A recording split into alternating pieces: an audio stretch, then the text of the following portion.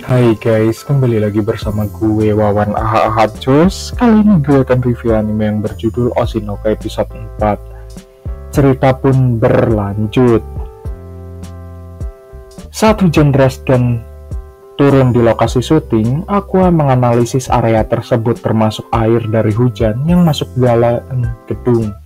Tempat aktor berdiri, tempat dia memasuki tempat kejadian, posisi kamera, dan tampilannya di layar. Karena dia sudah mendapatkan apa yang diinginkannya, dia memutuskan untuk memberikan yang terbaik untuk adegan tersebut. Saat film dilanjutkan, Kana memikirkan masa lalunya ketika semua orang memujinya karena kemampuan aktingnya dan menyebutnya sebagai hal besar. Namun ada yang tidak beres ketika orang mulai membencinya dan acaranya. Mereka bahkan memboikot acara terbarunya, yang tidak dapat menarik minat penonton setelah 2 episode pertama. Tetapi meskipun demikian, Kana ingin memberikan akting terbaiknya untuk adegan saat ini yang dia syuting, karena itu adalah yang paling banyak. Adegan penting dari seluruh pertunjukan. Adegan tersebut adalah pertikaian antara protagonis dan penguntit, dan seorang gadis yang tidak mengenal cinta dilindungi oleh seseorang untuk pertama kalinya. Dia pun cerik. Saat adegan dimulai, Kana mencoba memberikan yang terbaik, tetapi menyadari bahwa protagonis hanyalah seorang dewasa, dan dia tidak dapat membuatnya terlihat baik bahkan dengan akting terbaiknya. Adegan itu seharusnya tegang, menakutkan, tetapi protagonis membuatnya tampak seperti lelucon.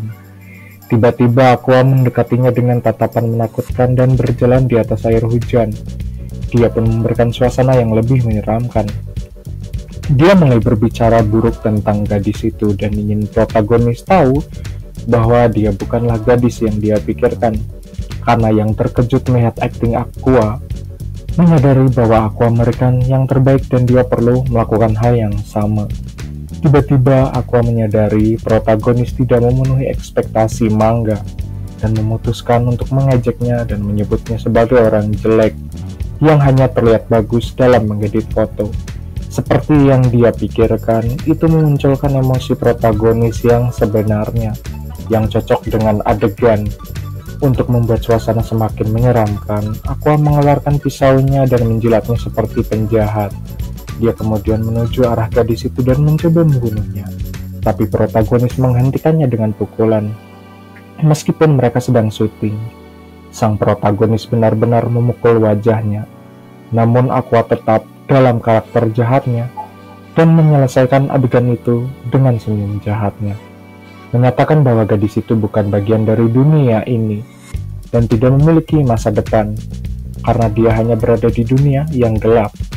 Sejak mengatur panggung untuknya, gadis itu menanggapi momennya dengan cerik dengan cara yang sama seperti versi manga dan menyatakan bahwa dia berharap menemukan cahaya, menyebabkan Aqua mengagumi kemampuan aktingnya.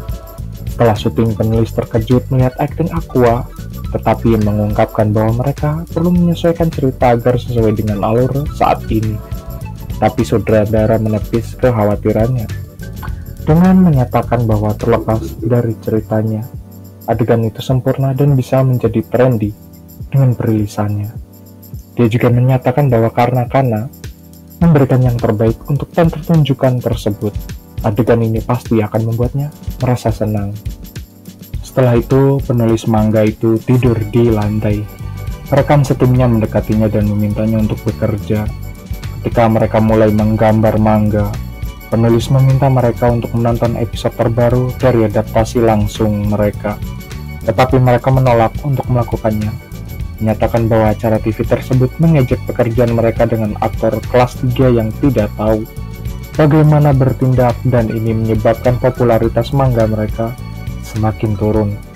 Sementara dua lainnya terus mengejar acara TV dan betapa buruknya itu, penulis mulai menonton dan mengungkapkan dengan air mata kebahagiaan bahwa dia senang karyanya telah diadopsi menjadi acara TV. Ternyata episode terakhir dari acara itu langsung menjadi hit. Orang-orang menikmatinya lebih dari keseluruhan seri.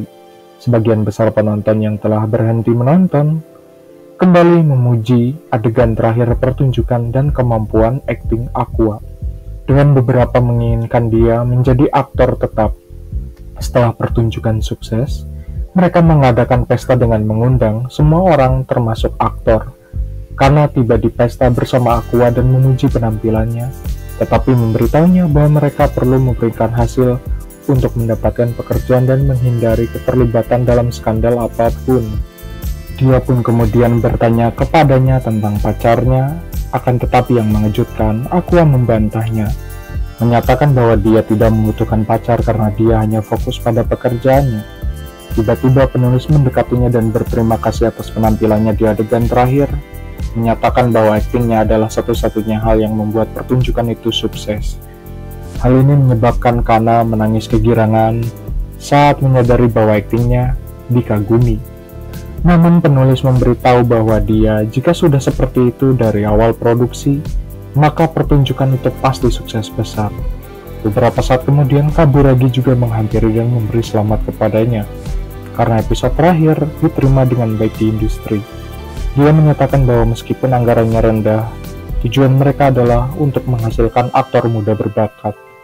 Dan akhirnya mereka berhasil. Melihat Kaburagi sedekat ini, Aqua mengungkapkan bahwa dia telah mengirimkan rokok untuk diuji. Tetapi yang mengejutkannya, hasil DNA tidak menguntungkannya karena tidak cocok. Mengungkapkan bahwa mereka bukan orang tua kandung dan anak. Tiba-tiba Kaburagi bertanya apakah dia bersama dengan Strawberry Projections karena dia memancarkan getaran Ai Hoshino dan memiliki wajah yang sama dengannya.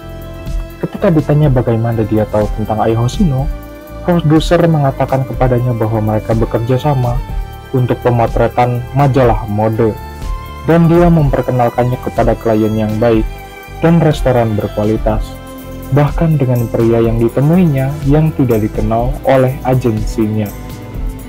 Dari pria itu pasti ayahnya dan pembunuh Ai Hoshino. Aqua meminta produser untuk mengungkapkan identitasnya. Akan tetapi, produser menyangkalnya, menyatakan bahwa dia menginginkan sesuatu sebagai balasannya. Yang mengejutkan Aqua, produser mengagumi penampilannya, menyatakan bahwa dia memiliki wajah cantik yang mirip dengan Ai Hoshino dan memintanya untuk bergabung dengan reality show. Keesokan harinya, Ruby dan Aqua bersiap-siap untuk hari pertama mereka di sekolah. Sebelum berangkat, mereka meminta ibu mereka untuk mendoakan keberuntungan dalam perjalanan baru mereka. Di sekolah itu, Kana memberitahu mereka tentang peraturan sekolah, dan jika mereka tidak menghadiri kelas dan mendapat nilai yang gagal, mereka harus mengulang setahun. Setelah itu dia memperkenalkan kepada mereka, yaitu para aktor, anggota grup idol, dan model, mengungkapkan bahwa semua orang di sini adalah bagian dari industri hiburan dan memiliki banyak orang yang menjadi sorotan. Dia kemudian dengan hangat menyambut mereka sebagai juniornya dan meminta mereka berperilaku seperti siswa normal. Ruby kemudian memasuki ruang kelasnya tetapi terkejut saat melihat bahwa itu dipenuhi dengan gadis-gadis cantik dan laki-laki yang seksoi. Saat dia dengan gugup duduk di kursinya, dia didekati oleh Minami Kotobuki, seorang model di industri hiburan. Dia menganggapnya cantik, seksoi, dan berdemek, serta mengenalkannya kepada Aqua, menyatakan bahwa dia sudah memiliki teman di kelasnya. Saat ditanya apakah Aqua beruntung dengan teman sekelas, Aqua mengatakan kepadanya bahwa dia tidak datang ke sekolah untuk berteman. Terkejut dengan perilaku abangnya, Ruby meminta Minami untuk berteman dengan Aqua yang langsung setuju. Akan tetapi Aqua mengingatkannya untuk mengkhawatirkan dirinya sendiri karena dia tidak membutuhkannya. Dan tidak ada orang yang sehebat dia di sekolah ini. Namun Ruby mengkoreksi pernyataannya, mengungkapkan bahwa ada seorang gadis di kelasnya bernama Frill Shirauni yang merupakan penghibur multi talent yang bisa nyanyi, menari, dan berakting, serta membuat drama TV sukses besar. Melihat ceritanya itu, Frill yang lewat di dekatnya, dia pun bergegas mendekati Aqua dan memintanya untuk berteman dengan adiknya. Akan tetapi yang mengejutkannya, Frill sudah mengetahui Aqua dan Minami karena mereka bekerja di industri hiburan yang sama. Akan tetapi, dia tidak yakin dengan Ruby karena dia belum pernah melihatnya di TV atau internet. Terkejut dengan hal tersebut, Ruby meminta Miyako untuk segera menjadikannya idola karena dia tidak ingin ditroll lagi. Akan tetapi Miyako menolak permintaannya dengan menyatakan bahwa menjadikannya idola itu membutuhkan beberapa gadis cantik. Saat diberitahu bahwa dia memiliki teman berwajah imut di kelas, Miyako pun memberitahunya bahwa mereka sedang mencari pekerja lepas yang tidak bekerja dengan agensi lain.